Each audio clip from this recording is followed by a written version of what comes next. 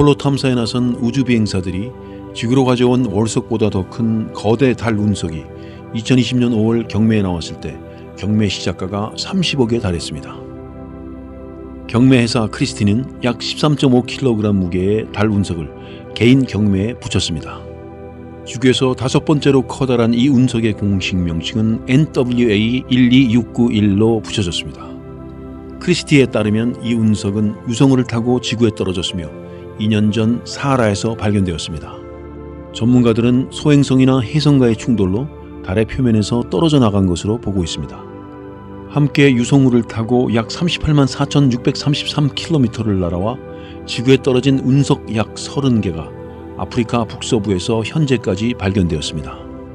지구상에 존재하는 달 운석이 총 650kg에 불과한 데다 아주 드물게 지구에 떨어지기 때문에 그 희소 가치가 큰 것으로 평가되었습니다.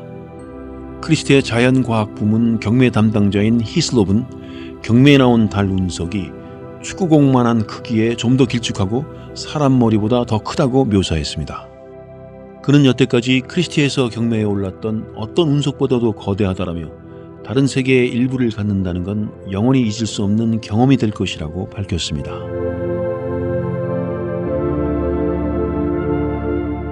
지구로부터 약 70억 km 떨어진 태양계 끝을 비행 중인 미국의 심우주 탐사선 뉴 호라이즌스호가 미국에서 보는 것과는 다른 외계 하늘 이미지를 처음으로 전송해 왔습니다. 뉴 호라이즌스호는 지구에서 가장 가까운 별인 프록시마 센타우리와 볼프 359에 장거리 망원 카메라에 초점을 맞추어 지난 2020년 4월 22일과 23일 이틀간 촬영을 진행했습니다. 미국 항공우주국가 뉴 호라이즌스호를 제작 운용해온 존스 홉킨스 대학 응용물리학연구소와 사우스웨스트 연구소 등의 연구진은 뉴 호라이즌스호가 외계 하늘을 촬영하던 날에 맞추어 지구에서도 같은 곳을 찍어 두 이미지를 비교했습니다. 태양계 끝에 있는 뉴 호라이즌스호와 처음으로 관측 지점의 별의 위치나 방향에 차이가 나는 것을 확인하는 시차 실험을 한 것입니다. 시차는 양쪽 눈을 번갈아 감았다 뜨면서 한 물체를 볼 때 위치가 달라 보이는 것에서 쉽게 확인할 수 있습니다. 지구와 태양을 공전할 때도 지구의 위치에 따라 별의 위치가 달라지지만 가장 가까운 별조차도 지구 공전궤도 지름의 수십만 배에 달하는 곳에 있어 정밀한 장비 없이는 이를 확인하기가 어렵습니다. 뉴 호라이즌스호가 프록시마 센타우리와 볼프 359의 이미지를 촬영할 때 지구에서 68억 8천만 킬로미터 이상 떨어진 곳을 비행 중이어서 이번 시차 실험은 역대 가장 크고 확실한 것으로 기록되었습니다. 이곳에서는 빛의 속도로 전파를 전송해도 지구에 도달하는 데 6시간 30분이 걸리는 엄청난 거리입니다. 시차 실험에서 뉴 호라이즌스호가 촬영한 프록시마 센타우리와 볼프 359의 위치는 지구에서 찍은 이미지상의 위치와 확연히 차이가 있는 것으로 나타났습니다. 그러나 배경으로 보이는 별들은 프록시마 센타우리나 볼프 359보다 훨씬 더 멀리 있어 위치상 큰 차이가 없는 것으로 보입니다. 뉴 호라이즌스호 책임연구원인 앨런 스턴 박사는 뉴 호라이즌스호는 지구에서 우리가 보는 것과는 다른 외계의 하늘을 보고 있다고 말하는 것이 옳을 것이라고 했습니다. 지난 2006년에 발사된 뉴 호라이즌스호는 2015년 7월 명왕성과 위성을 탐사한 데 이어 2019년 1월 눈사람 소행성으로 알려진 카이퍼벨트 천체 아로코스를 근접 비행하며 탐사를 진행했습니다. 뉴 호라이즌스호는 카이퍼벨트 천체에 대한 추가 탐사를 마치면 보이저호나 파이오니어호처럼 태양계 밖 성간 우주에 진입하게 됩니다.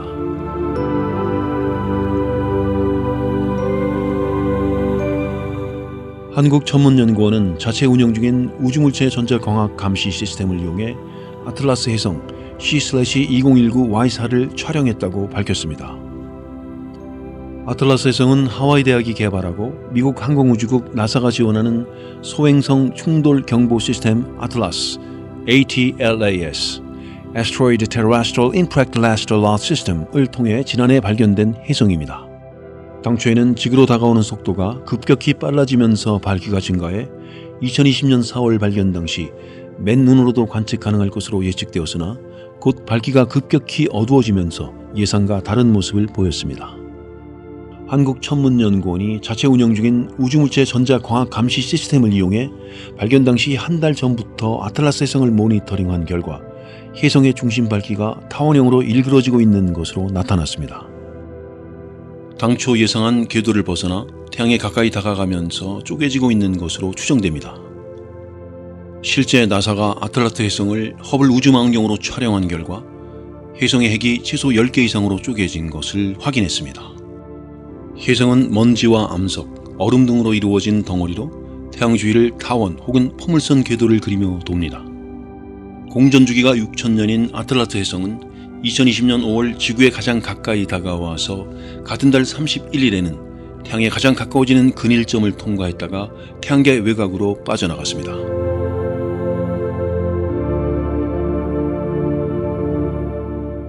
붉은 행성 화성이 수십억 년 전에는 지금의 토성처럼 고리를 갖고 있었다는 연구 결과가 나왔습니다. 미국 지적 외계 생명체 탐색 연구소 SETI, Search for Extraterrestrial Intelligence의 추크 박사가 이끄는 연구팀은 화성의 두 위성 중 바깥쪽 궤도에 있는 데이모스의 궤도가 2도가량 기울어져 있는 것은 수십억 년 전 고리의 존재를 나타내는 것이라는 논문을 미국 천문학회에 발표했습니다. 화성은 포보스와 데이모스 등 작은 두 개의 위성을 갖고 있습니다. 안쪽 궤도를 도는 포보스는 반지름이 약 12.3km로 7시간 39분 주기로 돌고 있으며 바깥 궤도의 위성인 데이모스는 반지름이 약 8km 크기로 30시간 17분의 공전 주기를 갖고 있습니다.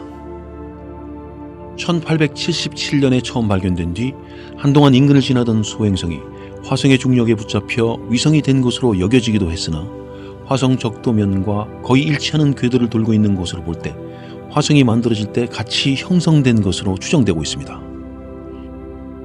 이번 연구는 논문 공동저자로 참여한 퍼듀 대학의 민튼 교수가 지난 2017년 발표한 논문에서 안쪽 궤도의 위성 포보스가 화성과의 중력작용으로 고도를 잃으며 행성 쪽으로 끌려들어 궁극에는 갈갈이 찢겨 고리를 형성하게 될 것이라고 지시한 것이 출발점이 되었습니다. 당시 화성의 위성이 행성에 다가섰다가 부서져 고리가 되고 이물질들이 다시 응집해 이전보다 작은 위성이 되는 위성과 고리의 순환 과정이 수십억 년에 걸쳐 몇 차례 반복되었다고 처음 밝혔는데 연구팀은 아무도 주목하지 않고 중요하게 여기지 않던 데이모스 위성의 기울어진 궤도를 이용해 이를 입증했습니다. 화성의 고리에서 위성은 새로 만들어지고 이 위성은 바깥쪽으로 이동하여 3배나 더 긴 주기로 바깥 궤도를 돌던 데이모스와 궤도 공룡으로 만나 데이모스 궤도에 강한 영향을 주었습니다. 이처럼 안쪽에서 밖으로 밀려난 위성이 있다는 것은 화성이 고리를 갖고 있었다는 점을 나타낸다는 것입니다. 연구팀은 이 안쪽에서 밖으로 밀려난 위성이 포보스의 20배에 달하는 질량을 갖고 있었으며 약 30억 년 전에 존재했던 포보스의 할아버지뻘 정도 되는 천체로 그간 위성에서 고리로 그리고 고리에서 다시 위성으로 이어지는 순환이 2차례 이상 반복되어진 것이 현재의 포보스일 수 있다고 밝혔습니다. 연구팀은 데이모스 위성은 형성된 지 수십억 년 된 천체이지만 포보스는 2억 년 전에 새로 형성되었을 수 있다고 했습니다. 이번 연구 결과가 제시한 이론은 일본 우주항공연구개발기구가 2024년 포보스에 우주선을 보내 토양과 암석 샘플을 채취해 지구로 가져오면 검증이 될 것으로 보입니다.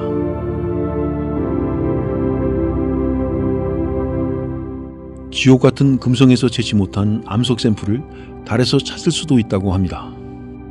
지구와 크기, 질량 등이 비슷해 쌍둥이 행성으로 불리는 금성은 납도 녹일 만큼 표면의 온도가 높지만 과거에는 지구처럼 물이 있고 대기도 얇은 행성이었을 수 있다는 연구 결과가 늘고 있습니다. 약 7억 년 전까지도 지구와 비슷한 대기를 갖고 있었지만 온실 효과가 급속히 진행되면서 대기가 두꺼워지고 현재와 같은 혹독한 환경으로 변했다는 것입니다. 이런 가설들은 금성의 토양이나 암석 샘플 없이는 검증하기가 어렵다고 합니다. 그리고 표면 온도가 섭씨 450도에 이르고 기압도 지구의 92배에 달하는 환경을 견딜 수 있는 탐사선을 제작하기가 쉽지 않은 데다 아직 구체적인 탐사 계획을 세운 우주기관도 없어 이를 확인하는 것은 요원해 보입니다. 하지만 금성에서 튕겨나온 암석이 달의 운석으로 떨어졌을 수 있다면서 머릿속에서 금성의 과거를 엿볼 수 있는 가능성을 제시하는 연구 결과가 나와 관심을 끌고 있습니다. 미국 예일대학에 따르면 이 대학 천문학과 라플린 교수가 이끄는 연구팀은 수십억 년 전 소행성과 혜성이 금성에 충돌하면서 최대 100억 개에 달하는 암석이 우주로 튕겨나와 이 중 일부가 지구와 달 궤도를 지나는 과정에서 금성의 운석으로 지구와 달에 떨어졌을 수 있다는 가설을 발표했습니다. 연구팀은 소행성과 혜성의 참사적 충돌이 1억 년에 한 번 일어날까 말까 한 일이지만 수십억 년 전에는 더 자주 발생했을 것으로 분석했습니다. 또 이런 충돌로 금성에서 튕겨나온 암석이 지구와 달에 떨어졌지만 지구에서는 지질 활동으로 내부 깊숙이 묻혔을 가능성이 높은 것과는 달리 달에서는 지질 활동이 없어서 훨씬 더 양호한 상태로 보존되어 있을 것으로 추정했습니다.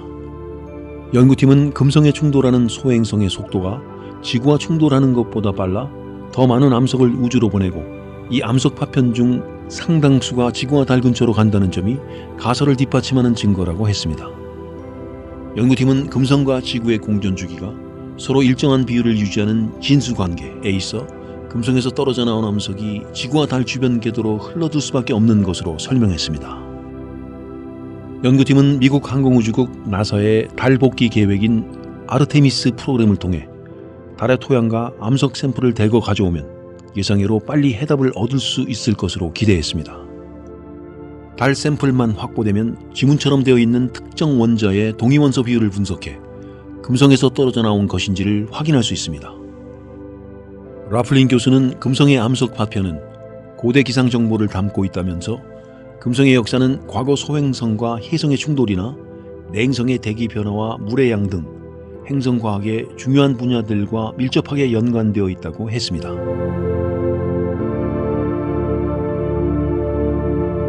한국천문연구원과 캐나다 토론토대 연구진으로 꾸려진 초신성 탐사 관측 연구팀은 2019년 8월 지금까지 알려진 것 중 가장 먼 외소 신성을 외계 행성 탐색 시스템으로 발견했습니다. 신성은 희미하던 별이 갑자기 환하게 빛났다가 얼마 뒤 다시 희미해지는 별을 말합니다. 보통 2개 이상의 별로 이루어진 쌍성계에서 밝은 빛을 띠는 별입니다. 밝기 정도가 신성보다 낮은 경우를 외소 신성이라고 하고 반대로 신성보다 크면 초신성이라고 부릅니다. 외소 신성은 다시 말해 신성이나 초신성보다 덜 밝아 보이기 때문에 지구로부터 가까운 경우에만 발견이 가능합니다. 실제로 이제까지 관찰된 외소 신성은 대부분 지구로부터 3,000광년 정도 떨어져 있습니다. 원반과 중앙 팽대부 그리고 헤일로 등으로 구분하는 우리은하상에선 원반에 속한 것으로 알려져 있습니다. 팽대부란 은하 내에 빽빽하게 모인 별들의 군집이며 헤일로란 은하 전체를 감싸듯 동그랗게 분포하는 구름 형태를 말합니다. 한국천문연구원을 포함한 연구팀은 지구로부터 약 24,000광년 떨어져 있는 외소신성 KSP-OT201611A를 확인했습니다. 우리 은하 중심을 기준으로는 약 45,000광년 거리입니다. 이 외소신성은 우리 은하 헤일로에 존재하는 것으로 연구팀은 보고 있습니다. 헤일로는 어둡고 멀어서 그간 연구하기 어려웠던 성분입니다. 헤일로에서 외소신성을 발견했다는 것은 바꿔 말하면 헤일로를 살필 수 있는 새로운 도구를 손에 얻게 되었다는 뜻입니다. 외소신성이 헤일로에 있다면 별진화의 마지막 단계인 백색 외성과 짝을 이루는 동반성, 즉 쌍성계에서 가볍고 어두운 별은 금속 함량은 적고 나이가 많을 것으로 연구팀은 보고 있습니다.